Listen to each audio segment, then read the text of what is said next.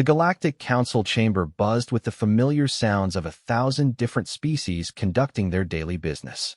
Ambassador Zextai of the Viridian Empire adjusted his crystalline breathing apparatus and watched the holographic displays floating above the central platform. Trade routes pulsed in blue light across star maps, showing the flow of commerce between the 47 member civilizations that made up the most powerful alliance in known space. Another primitive world discovered in Sector 7739, announced Counselor Mordhack, his tentacles dancing across the control interface. The 8-foot-tall cephalopod skin shifted from deep purple to amused orange as he brought up the survey data. Single continental mass, mostly water, primitive technology barely beyond chemical propulsion. The assembled delegates rippled with polite interest. New worlds were discovered weekly, and most followed predictable patterns. The younger races always thought they were special, always believed they were destined for greatness among the stars. Reality usually taught them otherwise. Species designation? Asked Ambassador Helix, her chitinous mandibles clicking together in what passed for curiosity among the insectoid collective. They call themselves humans, Mordhack replied, his skin now displaying patches of green amusement. Carbon-based bipeds, average lifespan of roughly 80 standard cycles.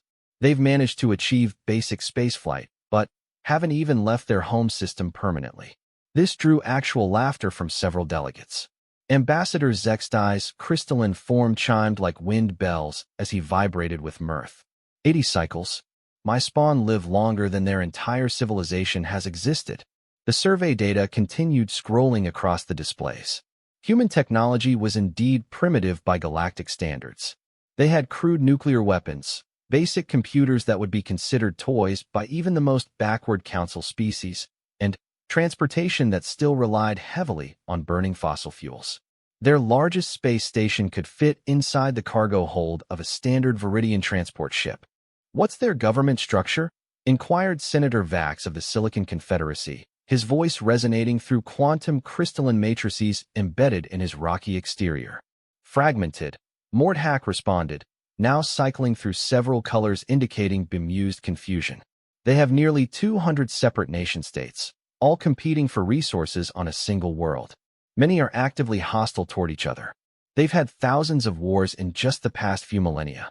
This revelation sent waves of disbelief through the chamber. Counselor Nerith, representing the Aquatic Union, released a stream of bioluminescent patterns that translated roughly to incredulous laughter. Thousands of wars? On one planet?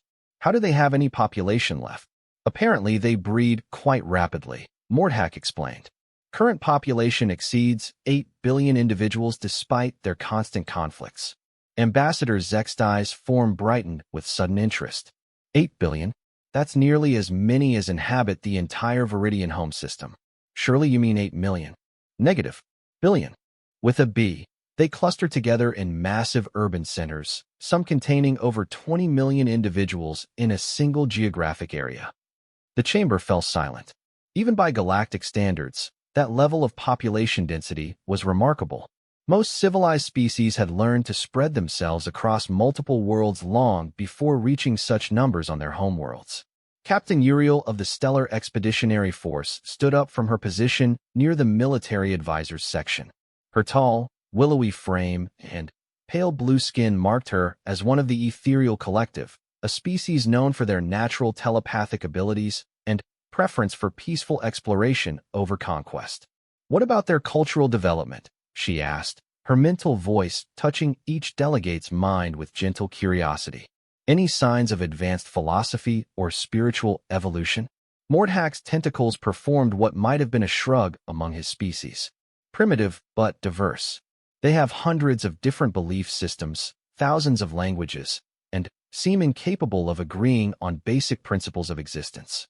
They can't even settle on a single measurement system. This brought more amused chittering from the delegates. The idea that a species could function with multiple measurement systems was absurd. How did they coordinate anything? What about their scientific achievements? Pressed Senator Vax. Surely they must have some redeeming qualities if they've achieved spaceflight independently. The survey data shifted to show human technological developments over the past century. There were some impressive leaps. The development of computing technology had been remarkably rapid, and their understanding of basic physics wasn't entirely wrong. They'd even managed to split the atom and harness nuclear energy, though they'd immediately turned it into weapons. They show some promise in certain areas, Mordhack admitted. They appear to be entirely psychically null. This revelation caused actual gasps throughout the chamber. Psychic abilities were considered fundamental to any advanced civilization. How could a species develop complex technology without the mental disciplines necessary for proper scientific methodology? Perhaps, suggested Counselor Nerith, her bioluminescent patterns now cycling through what her species used to indicate careful consideration, we should classify them as a protected developing species and observe their progress over the next few millennia. Several delegates nodded agreement. The Galactic Council had protocols for dealing with primitive species. Typically, they would place monitoring stations in the outer regions of such systems and check back periodically to see if the species had advanced enough to warrant formal contact. I concur, rumbled Senator Vax. They show some potential, but they're clearly not ready for galactic society. Perhaps in 10,000 cycles or so, they might develop enough to qualify for preliminary observation status. Ambassador Zextai's crystalline form chimed with amusement. Assuming they don't destroy themselves first.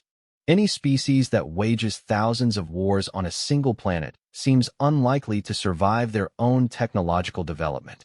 The debate continued for several more hours, but the conclusion was foregone. Humanity would be classified as a Level 2 developing species, which meant they would be observed from a distance, but not contacted until they demonstrated significant advancement in both technology and social evolution. As the session concluded and delegates began dispersing to their respective quarters, none of them noticed the small anomaly in their survey data. Deep in the archives, buried among thousands of routine observations and measurements, was a single notation that their automated systems had flagged but not prioritized. The human homeworld, designated Earth in their primitive language, showed unusual quantum signatures in its geological strata. The signatures were old, ancient beyond easy measurement, and they followed patterns that didn't match any known natural phenomena. If any of the delegates had bothered to examine these readings more closely, they might have recognized the signatures. They were identical to the quantum resonance patterns found in archaeological sites throughout Council space. Sites that belonged to the architects, the mysterious precursor race that had vanished from the galaxy over 50,000 years ago, leaving behind only traces of technology so advanced that modern science could barely understand its basic principles. But the council delegates were too busy laughing at humanity's primitive radio telescopes and chemical rockets to pay attention to subtle quantum anomalies. They filed their report, established the monitoring protocols, and went about their business, secure in their superiority over these backward apes who had barely learned to leave their own atmosphere. In the depths of Earth's oceans, buried under miles of sediment and millions of years of geological change, ancient structures hummed with barely detectable energy. Structures that had been waiting patiently for their creators to advance enough to recognize what they truly were. The waiting was almost over. Dr. Sarah Chun had been staring at the same set of readings for 6 hours straight, and they still didn't make sense. The deep-sea mining probe had been conducting routine surveys of the Pacific Ocean floor when it encountered something that shouldn't exist. Run the analysis again, she told her research partner, Dr. Marcus Webb, for the 5th time that morning. Marcus looked up from his computer terminal with the expression of a man who'd had quite enough of impossible data for one day. Sarah, I've run it 12 times. The results don't change. There's a geometric structure down there, sitting on the abyssal plane at a depth of 4,000 meters, and it's showing energy signatures that our equipment can't even properly classify. Sarah rubbed her eyes and took another sip of coffee that had long since gone cold. As the head of deep-sea archaeological research for the International Ocean Survey, she'd seen plenty of unusual discoveries over the years. Ancient shipwrecks, unexpected geological formations, even the occasional piece of prehistoric evidence that rewrote textbooks. But this was different. The geometry is definitely artificial, she mused, studying the sonar imaging for the 100th time. Look at these angles. Nothing in nature creates perfect geometric patterns like this. And the size. 12 kilometers in diameter, Marcus finished. Sarah, that thing is bigger than most cities. If it's artificial, then whoever built it had technology we can't even comprehend. The structure appeared to be a perfect dodecahedron, sitting on the ocean floor as if it had been placed there deliberately. The sonar couldn't penetrate its surface, but the energy readings suggested something was very much active inside. Have you shown this to anyone else yet? Sarah asked. Marcus shook his head. I wanted to double-check everything first. But, Sarah, if this is real, if there's actually a 12-kilometer artificial structure on the ocean floor, this changes everything we think we know about human history. Sarah was about to respond when her computer terminal chimed with an incoming message. The sender was listed as Dr. Yuki Tanaka from the Tokyo Institute of Advanced Physics, and the subject line made her blood run cold. Urgent, similar findings.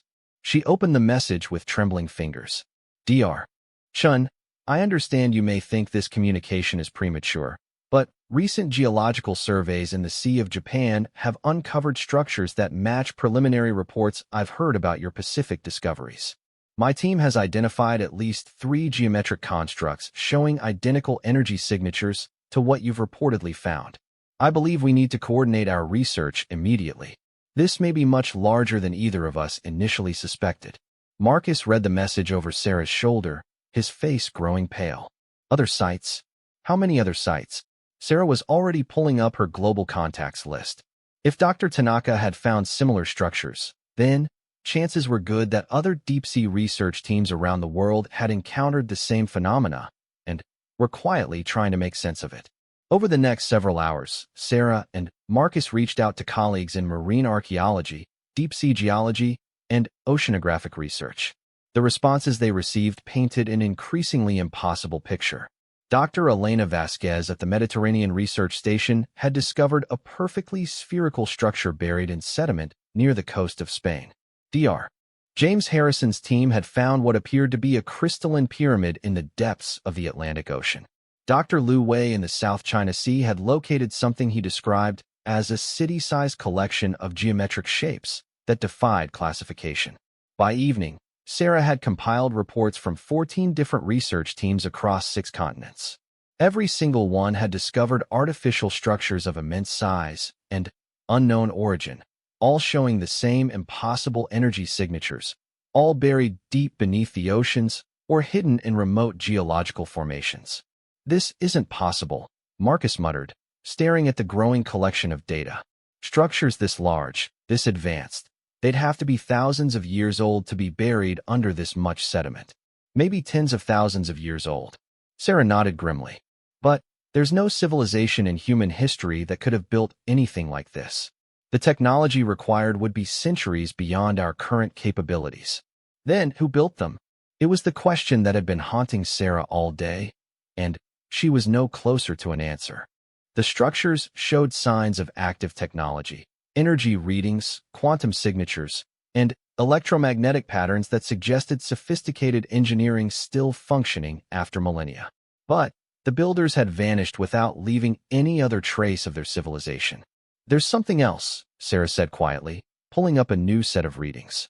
I've been analyzing the quantum signatures from these structures, trying to understand what kind of technology could produce these patterns. She highlighted a series of complex waveform patterns on her screen. These don't match anything in our current understanding of physics. The quantum coherence is unlike anything we've ever seen in natural phenomena, and it's definitely not produced by any technology we know how to build. Marcus studied the patterns carefully. What are you thinking? I'm thinking that whoever built these structures had technology that makes our most advanced systems look like stone tools. And I'm thinking that they disappeared a very long time ago, but their technology is still active. They sat in silence for several minutes, contemplating the implications. If ancient structures of this sophistication existed all over the planet, then human history was far more complex than anyone had imagined.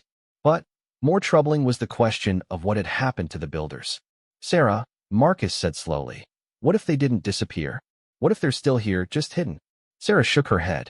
No evidence of any advanced civilization on Earth currently. These structures are clearly ancient. Whatever happened to the builders, it happened long before recorded human history. But what if? Marcus hesitated, then pressed on. What if they weren't entirely gone? What if they left something behind? Instructions, or technology, or what? Or descendants? The thought hung in the air between them, impossible, and yet somehow compelling. Sarah found herself thinking about all the myths and legends throughout human culture that spoke of advanced beings, of teachers who came from the stars or the depths of the ocean to share knowledge with primitive humanity. Marcus, that's complete speculation. Is it? Look at this data, Sarah. Look at what we're seeing here. Technology this advanced doesn't just disappear without leaving some kind of legacy. And humans have always been unusual. Unusual how? Marcus pulled up another screen, this one showing comparative evolutionary data. Think about human development compared to other species on Earth. We went from primitive hunter-gatherers to spacefaring civilization in just a few thousand years. That's an incredibly rapid advancement by evolutionary standards. Sarah frowned. Natural selection can produce rapid changes under the right circumstances. Can it produce beings capable of advanced mathematics, complex language, abstract reasoning, and technological innovation, all in the same species? Look at what humans have accomplished in just the past century, Sarah. We went from the first powered flight to landing on the moon in less than 70 years.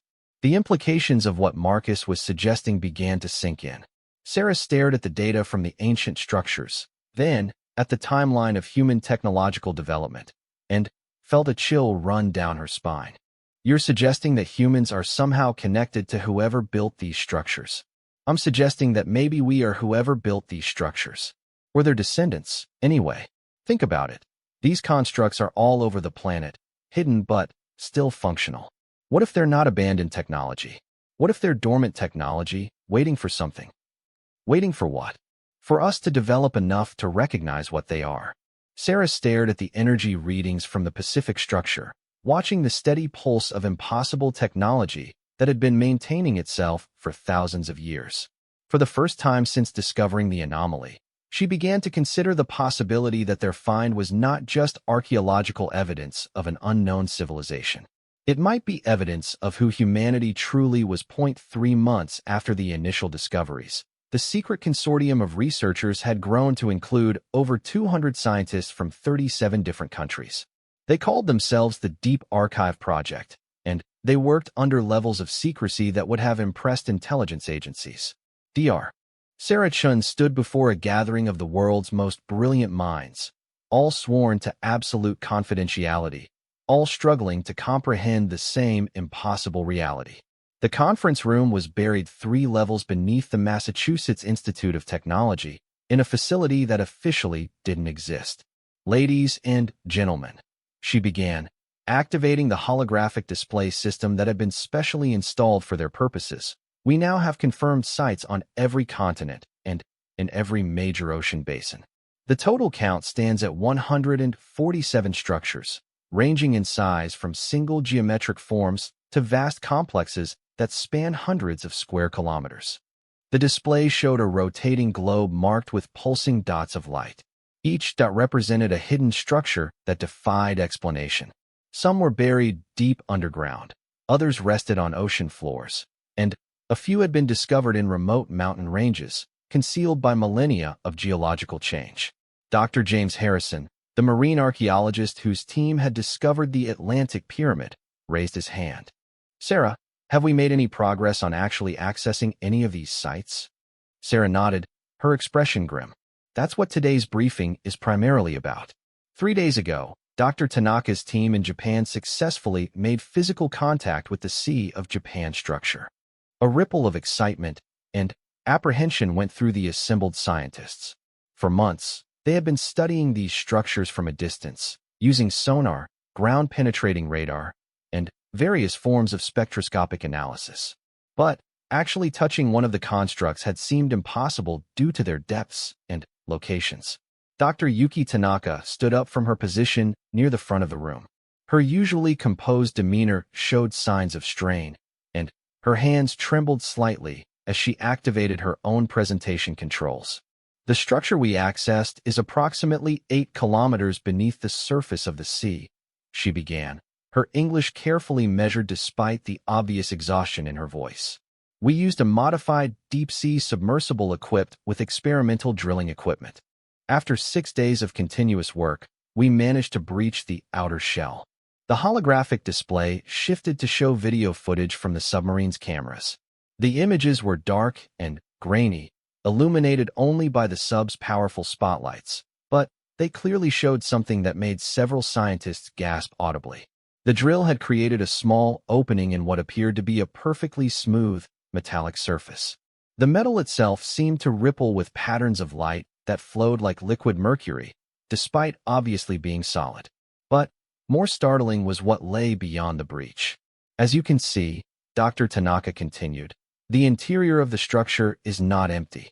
There appears to be an atmosphere inside, and the space extends far beyond the range of our lights. The camera angle shifted, and the submersible's lights penetrated deeper into the opening. What they revealed defied every expectation. Instead of ancient ruins or decayed technology, the interior appeared to be in perfect condition. Smooth corridors stretched into the distance, lined with surfaces that seemed to glow with their own soft illumination. The atmosphere inside is breathable, Dr. Tanaka said quietly. Standard Earth composition, 21% oxygen, 78% nitrogen, with trace gases that match our current planetary mix. The temperature is maintained at exactly 22 degrees Celsius. Dr. Elena Vasquez, the specialist in Mediterranean archaeology, spoke up from the back of the room. How is that possible? If these structures are as old as we believe, their life support systems would have failed millennia ago. That's what we thought as well, Dr. Tanaka replied. But our analysis suggests that these systems have been operating continuously for at least 50,000 years, possibly much longer. The technology involved appears to be entirely self-maintaining. The implications sent a chill through the room. Technology that could maintain itself for 50,000 years was beyond anything humanity could currently achieve. Even their most advanced systems required regular maintenance and eventual replacement. Did you explore further into the structure? Asked Dr. Marcus Webb. Dr. Tanaka's expression grew even more troubled. We sent in a remote probe equipped with cameras and sensors. What it found? She paused, seeming to gather her courage. What it found suggests these structures are not just ancient storage facilities or monuments. They appear to be active installations with a specific purpose. The video shifted to show the probe's journey through the corridors of the underwater structure. The passages were clearly designed for human-scale beings, roughly 2 meters in height, with proportions that matched human architecture.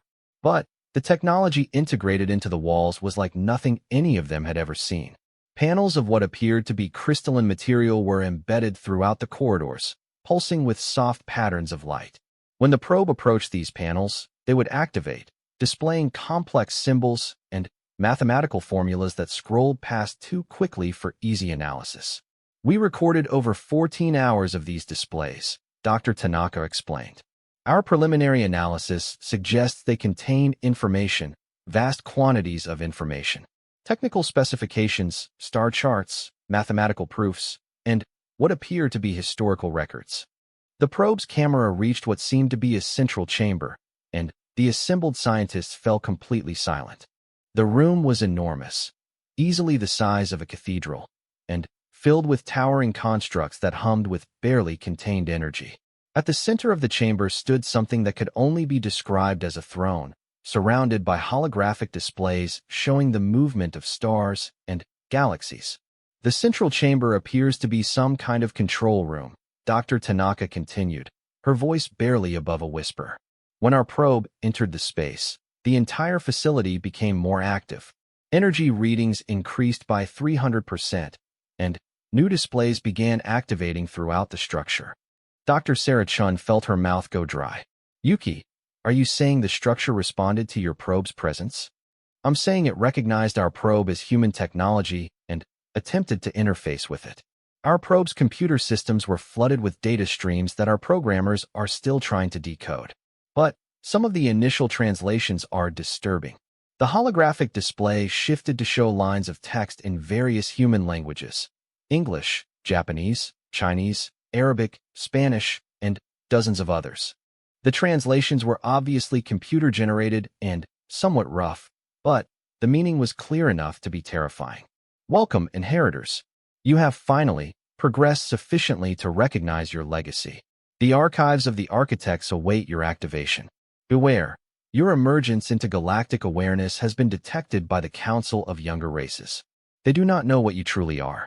The illusion of primitive development must be maintained until you are ready to reclaim your birthright. The conference room fell completely silent. Dr. Sarah Chun stared at the translated text, her mind struggling to process the implications. After several long minutes, Dr. Harrison spoke up, his voice carefully controlled. Architects? Council of Younger Races? What exactly are these structures telling us? Dr. Tanaka activated another display, showing more translated text that had been streaming from the structure's computers. According to these records, the structures were built by a race called the Architects, beings who apparently ruled a vast galactic civilization approximately 50,000 years ago. The records suggest that humanity are the descendants of the Architects, placed on Earth in a kind of protective custody. Protective custody from what? From something called the Great Convergence. The records are fragmentary, but it appears the Architects faced some kind of catastrophic threat that forced them to hide their populations throughout the galaxy, disguising them as primitive species on developing worlds. Dr. Chin's legs felt weak, and she had to sit down. Are you telling us that humans are actually descendants of an advanced alien civilization? I'm telling you what the records say. According to these archives, every human on Earth carries genetic markers that identify them as architects. The structures have been monitoring our development, waiting for us to advance enough to access this information safely. Dr. Marcus Webb stood up abruptly, pacing to the back of the room. This is insane. You're talking about something out of science fiction. Ancient alien ancestry, galactic civilizations, hidden technologies. None of this is possible. Dr. Tanaka's expression remained grave. Marcus, I know how this sounds. Trust me, I've been living with this information for 3 days, and I still wake up hoping it's all been a nightmare. But the evidence is overwhelming. These structures exist. The technology is real. The historical records are consistent across multiple sites. She activated another display, showing genetic analysis data. We've been analyzing human DNA based on markers described in the architect records. The genetic signatures are there, buried deep in what we've always assumed was junk DNA. Sequences that don't match any evolutionary pattern on Earth, but do match the biological templates described in these archives. The room erupted in excited and confused conversation as scientists tried to process this information. Some demanded to see the raw data. Others argued that the evidence must be contaminated or misinterpreted. But Dr. Chin found herself thinking about all the anomalies in human development that had puzzled researchers for years. The rapid advancement, she said quietly, and the room gradually fell silent. Marcus was right when he pointed out how quickly humans have developed technologically. If we're really descendants of an advanced civilization, then we're not actually primitive apes who learned to use tools. We're advanced beings who had our memories wiped and were forced to redevelop everything from scratch. Dr. Vasquez raised her hand. Sarah, even if this is all true, and I'm not saying I believe it yet, what does it mean for us now? What are we supposed to do with this information? Dr. Tanaka reactivated her display, showing more translated text from the archives. According to the records, humanity was placed under observation by something called the Galactic Council, a coalition of younger species who believe they're the dominant civilization in the galaxy. The council doesn't know that humans are actually architects. They think we're a primitive species that's just beginning to develop space travel. And why is that important? Because the council has specific protocols for dealing with primitive species. They observe from a distance and don't make contact until a species reaches certain technological benchmarks. But if they discovered that humanity are actually the descendants of the most advanced race in galactic history, Dr. Chin finished the thought, they would see us as a threat. According to these records, the council destroyed several architect populations after the Great Convergence, believing they were cleaning up the remnants of a dead civilization. They don't know that architect populations were deliberately hidden on primitive worlds throughout the galaxy. The implications were staggering. If these records were accurate, Then, humanity was living under false identities, pretending to be a backward species while secretly being the inheritors of the most advanced civilization in galactic history. And there were other civilizations out there, powerful civilizations that would view humanity as either a valuable prize or an existential threat. Dr. Harrison raised his hand. What about the other structures? Have any of the other teams made similar contact? Dr. Chen nodded grimly. We've received preliminary reports from sites in Australia, Antarctica, and the Mediterranean. All of them show similar responses when accessed: archived information, historical records, and what appear to be technological specifications. Dr. Wei's team in the South China Sea has managed to activate what seems to be a manufacturing facility. Manufacturing what? We're not entirely sure yet. But the preliminary reports suggest it's producing components for some kind of spacecraft technology. Technology that's centuries beyond our current capabilities. Dr. Webb stopped pacing and turned to face the group. Let me make sure I understand this correctly. You're telling us that scattered around the planet are hidden facilities left behind by our allegedly advanced ancestors. And these facilities are now beginning to produce advanced technology in response to human contact. That appears to be correct. And there are aliens out there who think we're primitive, but would probably try to destroy us if they learned the truth. Also correct. And these facilities have been secretly monitoring our development for 50,000 years. Yes. Dr. Webb sat down heavily. Then, I have just one question. If all of this is true, why are these archives revealing themselves to us now? What's changed? Dr. Tanaka's expression became even more grave. According to the records, the archives were programmed to activate when humanity achieved certain developmental milestones. Specifically, when we developed space travel, nuclear technology, and global communications networks. We achieved all of those decades ago. Yes, but there's another trigger.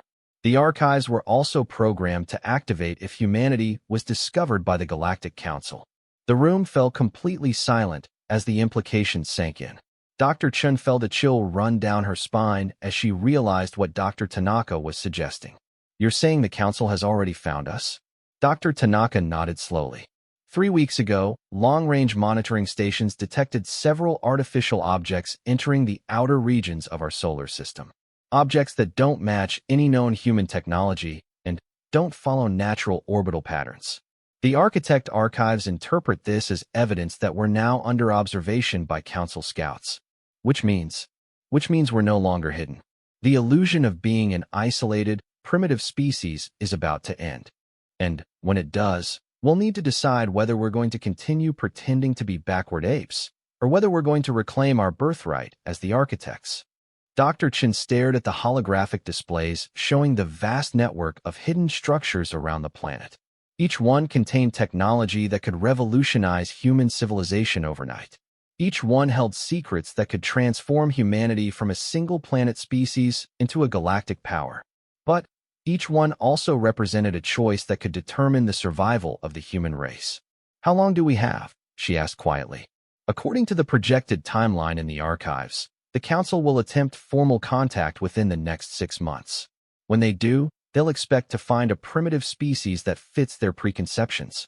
If instead they find evidence of advanced architect technology. Dr. Tanaka didn't need to finish the sentence. Everyone in the room understood the stakes.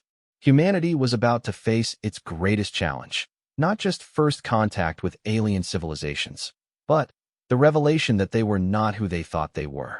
And somewhere in the depths of space, Council scouts were already preparing their reports on the quaint, primitive species that had recently learned to leave their home planet. Reports that would soon trigger events that had been set in motion 50,000 years ago. The waiting was almost over. Ambassador Zek's time materialized on the bridge of the Council survey vessel Cosmic Harmony with the satisfied chime of crystalline beings who had just completed a long journey. The ship hung in the dark space beyond Neptune's orbit, its advanced sensors trained on the small blue world that orbited the yellow star the primitive inhabitants called Sol. Initial survey complete, Ambassador, reported Captain Uriel, her ethereal form shimmering with the pale blue luminescence that indicated professional satisfaction among her species. The humans have progressed somewhat since our last observation, but They remain well within expected parameters for a Level 2 developing species. Zextai's crystalline structure resonated with pleased harmonics. Excellent. I assume they're still confined to their home system? Mostly. They've established a small orbital station and have sent primitive probes to their nearest planetary neighbors.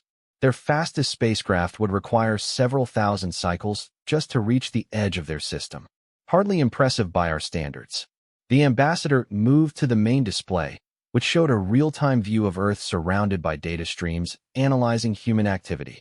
Radio transmissions flickered across the screen in dozens of primitive languages. Satellite networks traced lazy orbits around the planet, and the heat signatures of human cities glowed like tiny sparks on the planet's night side. What about their social development? Still fragmented into competing nation-states. Captain Uriel's mental voice carried notes of amused condescension. If anything, they've become more fragmented. We've detected over 200 separate governmental entities, many actively hostile toward each other. They continue to wage warfare over resources and ideology. Quite primitive behavior. Zextai nodded with satisfaction. The Galactic Council's protocols were clear. Species that couldn't achieve planetary unity were decades away from being ready for contact, let alone membership in galactic civilization. These humans would require several more millennia of development before they could be considered for even preliminary observation status. Any signs of advanced technology development? Faster-than-light communication, antimatter manipulation, psionic abilities? None detected. Their most advanced spacecraft still rely on chemical propulsion. They have crude nuclear technology, but they seem more interested in using it for weapons than for advanced energy generation. And our telepathic scans indicate the species remains entirely psychically null. This last point was particularly telling. Every advanced species in Council space possessed some degree of psionic ability. The idea that beings could develop complex civilization without telepathy, precognition, or at least basic matter manipulation was almost incomprehensible. Very well, Zextai said, his harmonic patterns indicating the decision was final. We'll file the standard report. Continued observation, no contact protocols, review status in 5,000 cycles. Actually, Ambassador, Captain Uriel interrupted, her mental voice carrying a note of puzzlement. There is one anomaly I wanted to bring to your attention. Zextai's crystals chimed with mild interest. What sort of anomaly? We've detected unusual quantum signatures from several locations on the planet's surface. The readings don't match any known human technology, and they seem to be emanating from underwater and underground locations. The display shifted to show a global map of Earth marked with pulsing indicators. There were dozens of them, scattered across all continents and ocean basins. Each indicator showed the same distinctive quantum signature, a pattern that was somehow familiar, though Zextai couldn't immediately place it. Could these be natural phenomena? Captain Uriel's expression showed obvious doubt. Unlikely. The quantum coherence patterns are too regular and too complex to be natural formations. They appear to be artificial constructs of some kind. Zextai studied the readings more carefully, and a chill ran through his crystalline matrix. The quantum signatures were indeed familiar. They matched patterns found in archaeological sites throughout Council space. Ancient ruins that had been discovered on dozens of worlds, all showing the same impossible level of technological sophistication. Captain, these readings, do they remind you of anything? Now that you mention it, they do seem similar to some of the ancient ruins we've encountered in various systems. The quantum resonance patterns are almost identical. The chill in Zextai's structure intensified. The ancient ruins were a source of fascination and frustration throughout the galaxy. They were found everywhere, on worlds scattered across thousands of light years, all built with technology that modern science could barely understand. Most archaeologists believe they were the remnants of some long-dead precursor race. But the official designation for these ruins was deeply unsettling. Architect sites. Captain, I want you to conduct a detailed scan of these quantum signatures. Cross-reference them with the archaeological database from Council archives. Ambassador, that will take several hours and will require us to use active scanning protocols. The humans might detect our presence. Zextai's harmonics shifted to indicate absolute priority. Do it anyway. This is more important than maintaining observational secrecy. Over the next 6 hours, the Cosmic Harmony conducted the most thorough scan of Earth in Council history. Deep penetrating sensors mapped the quantum signatures with precision that could identify individual atomic structures. What they found sent waves of alarm through the ship's crew. Ambassador, Captain Uriel reported, her mental voice tight with controlled panic. The quantum signatures are definitely artificial constructs. More than that, they're active. These aren't ancient ruins. They're functioning installations that have been operating continuously for at least 50,000 years. 50,000 years? That predates the establishment of the Council by 30 millennia. What kind of installations are we looking at? The main display showed detailed scans of the underwater structure that Dr. Tanaka's team had discovered months earlier. The ship's advanced sensors could penetrate the construct's outer shell and map its interior spaces. What they revealed defied explanation. The structures appear to be vast archive complexes and manufacturing facilities. Captain Uriel continued, her mental voice growing increasingly strained. They contain technology that's centuries beyond anything in current Council science. And, Ambassador, they're definitely architect constructs. The confirmation hit Zextai like a physical blow. Architect sites were scattered throughout the galaxy, remnants of a civilization so advanced that modern species could barely comprehend their technology. But those sites were always ancient ruins, dead for millennia. The idea that active architect installations existed anywhere was terrifying. That's impossible. The architects vanished 50,000 years ago. Every site we've ever discovered has been dormant. Not these sites. These installations show clear evidence of continuous operation. More troubling, they appear to have been recently activated. Energy output has increased by several thousand% in just the past few months. Zextai felt his crystalline structure beginning to crack under the stress. The implications were staggering. If these were active architect installations, then either the architects had never truly disappeared, or they had left behind automated systems of unimaginable sophistication. Captain, scan the human population. Look for any genetic markers that might indicate. Already completed, Ambassador. The scan results are extraordinary. The display shifted to show detailed genetic analysis of human DNA, buried deep in the human genome, in sequences that human science had dismissed as evolutionary remnants, were unmistakable genetic markers. Markers that matched archived architect biological templates perfectly. The humans aren't a primitive species that developed naturally on this world, Captain Uriel reported, her mental voice barely containing her shock. They're architects. Every single human on that planet carries architect genetic markers. This isn't a developing civilization, it's a disguised architect population.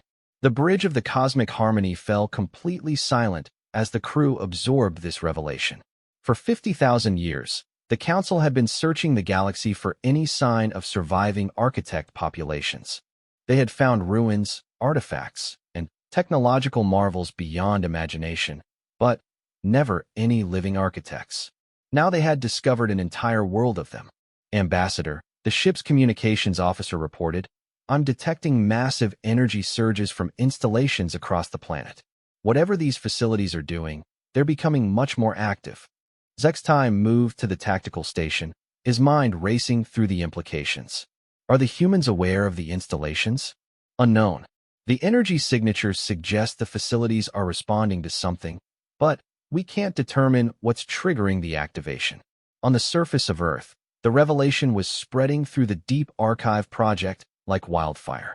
Dr. Sarah Chun stood in the control room of the Antarctic facility, watching in awe as ancient architect machinery came online for the first time in 50,000 years. The manufacturing systems have reached full operational capacity, reported Dr. Wei over the Global Communications Network. We're seeing production of components that our engineers can't even identify. The level of sophistication is beyond anything we imagined possible. Similar reports were coming in from architect facilities around the world. The structures that had remained dormant for millennia were awakening, responding to humanity's growing awareness of their true nature. And, with each activation, more secrets were revealed. Dr. Chun called Dr. Marcus Webb from his station at the Central Control Interface. I think you need to see this. The facility's main computer has finished downloading the complete architect historical archives. Sarah moved to Marcus's station, where holographic displays showed vast libraries of information that chronicled 50,000 years of galactic history. The scope of knowledge was staggering: star charts mapping thousands of inhabited worlds, technological specifications that could revolutionize science overnight, and historical records that revealed the true extent of architect civilization. "Look at this," Marcus said, highlighting a section of the historical records. The architects didn't just rule a small part of the galaxy. They controlled virtually everything. Hundreds of thousands of worlds, billions of sentient species, technology that could reshape reality itself. Sarah studied the records, her mind struggling to comprehend the scale of what humanity had lost. What happened to them? What could destroy a civilization this advanced? Marcus activated another display, showing records from the final period of architect civilization. According to these archives, they faced something called the convergence, a form of artificially induced evolution that threatened to transform all sentient life in the galaxy into something else. What kind of evolution? The records aren't entirely clear, but it appears to have been some kind of technological singularity event, an intelligence explosion that would have merged all biological and artificial minds into a single cosmic entity. The architects saw this as the end of individual consciousness and fought to prevent it. Sarah felt a chill run through her. And they lost. No, they won. But the cost was enormous. They had to scatter their populations throughout the galaxy, disguising them as primitive species on developing worlds. The idea was to let their people redevelop naturally, retaining their essential nature, but losing the technological capability that made them vulnerable to the convergence. And the other civilizations in the galaxy? Marcus's expression grew grim. The records suggest that most current galactic civilizations are actually descendant species of former architect client races. They never achieved the level of advancement that made them vulnerable to the convergence, so they were allowed to continue developing normally. Which means the Galactic Council is made up of species that were essentially architect subjects 50,000 years ago. They have no idea that humanity represents the return of their former masters. Dr. Sarah Chun stared at the vast archive of information, finally understanding the true scope of humanity's situation. They weren't just the descendants of an advanced alien race. They were the inheritors of the most powerful civilization in galactic history. A civilization that had sacrificed everything to preserve the diversity of conscious life in the galaxy. But they were also a civilization that the current galactic powers would see as an existential threat. "Marcus, are there other hidden architect populations out there?" He nodded, activating displays that showed star charts marked with hidden colonies throughout the galaxy. Dozens of them, maybe hundreds, all of them disguised as primitive species. All of them slowly redeveloping their capabilities. And they're all awakening now. According to the archives, the awakening was triggered by a specific event, the detection of Council observation of any architect population. Once the Council found one hidden colony, automated signals were sent to all the others. Sarah felt the pieces falling into place. The Council scouts in our outer solar system. The facilities detected their presence and activated. Exactly. And that means every hidden architect population in the galaxy now knows that the concealment protocol has ended. The question is what we do next. On the bridge of the cosmic harmony, Ambassador Zextai was grappling with the same question. The discovery of a living architect population changed everything. The Council's entire understanding of galactic history, their position in the cosmic hierarchy, and their future prospects were all suddenly in question. "Ambassador," Captain Uriel reported, "we're detecting similar energy signatures from observation posts throughout Council space. Whatever's happening on Earth, it's triggering responses from dozens of other systems." Zextai's crystalline structure resonated with harmonics of fear and awe. Other architect populations? It appears so. Long-range communications are reporting energy surges and technological activations from previously unremarkable worlds across the galaxy. Worlds we classified as primitive developing species are suddenly showing impossible energy outputs. The implications were staggering. The Council had spent 50,000 years building their civilization, believing themselves to be the inheritors of galactic space. Now it appeared they had been living unknowingly alongside the scattered remnants of a far more advanced race. What are your orders, Ambassador? Zextai considered his options carefully. Council protocols for this situation were clear. Any discovery of advanced precursor technology was to be reported immediately to the Central Command. But the discovery of living architect populations changed the calculation entirely. If the Council attempted to assert dominance over the architects as they would with any other primitive species, they would be challenging beings whose ancestors had ruled the galaxy when the Council's member species were barely capable of tool use. The technological gap was so vast that any conflict would be hopeless. But if the architects were truly awakening, if they were reclaiming their technological heritage after 50,000 years of imposed primitiveness, then the galaxy was about to change in ways that no one could predict. Captain, transmit a priority message to Council headquarters. Inform them that we have discovered a situation that requires immediate attention from the highest levels of government. What should I tell them we've found? Zextai looked at the readings from Earth one more time, watching energy signatures that represented technology beyond Council comprehension. Tell them we've found the architects. And tell them they're coming home. As the message raced across space toward Council headquarters, carrying news that would shake the foundations of galactic civilization, the ancient machines on Earth continued their awakening. In hidden facilities around the world, technology that had waited 50,000 years for its creators to return was finally coming online. Humanity was about to discover what they truly were, and the galaxy was about to learn that the age of the younger races was coming to an end.